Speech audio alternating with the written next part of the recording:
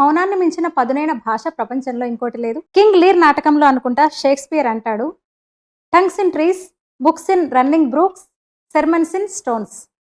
అంటే మౌనంగా ఎదిగే వృక్షాలు, పరుగులు తీసే సెలయేళ్లు, జడంగా పడి ఉండే బండారాళ్ళు మనం వినాలే గాని ఎన్నో ఊసులు చెబుతాయి అని దీని అర్థం.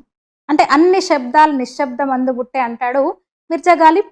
మౌనంలో నుంచే భారతీయ ఆధ్యాత్మిక వైభవాన్ని పౌల్ బ్రంటన్ కు చెప్పాడు రమణ మహర్షి. మౌనంతోనే సంజ్ఞ చేస్తాడు, వచ్చి కూర్చో అంటాడు. మౌనం అంతే, ఆ మౌనంతోనే అన్ని అర్థమైపోయినాయి పౌల్ బ్రంటన్ కి. ఆయనే రాసుకున్నాడు పుస్తకంలో, ఆయనే చెప్పుకున్నాడు. అరే ఇప్పుడు మౌనం గురించి ఎందుకు, మౌనం గురించి ఇంత లొడలడ మౌనం గురించి చెప్తుంది అనుకుంటున్నారా? మన్మోహన్ సింగ్ జయంతో వర్ధన్తో ఏమన్నా ఆయన గురించి ఏమన్నా చెప్తుందా అనుకుంటున్నారా? అస్సలు కాదు. భారత ప్రస్తుత ప్రధాని ప్రియతమ నరేంద్ర దామోదర్ దాస్ మోదీ గురించి.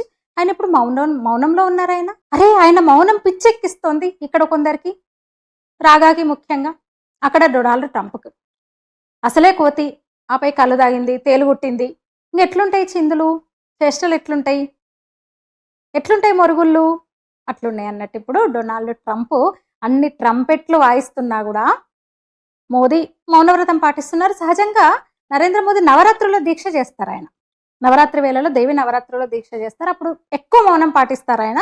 అసలు ఇప్పుడు ఏమీ లేదు, ఏం లేదు, ఇంత మౌనం ఏందో అర్థం కావట్లేదు. మరి ఈ మౌనం, మన ప్రధాని మౌనం ఎన్నిటికి సమాధానమో, ఈ నిశ్శబ్దం ఇంకా ఎన్ని శబ్దాలను సృష్టించనుందో తర్వాత చూడాలి మరి.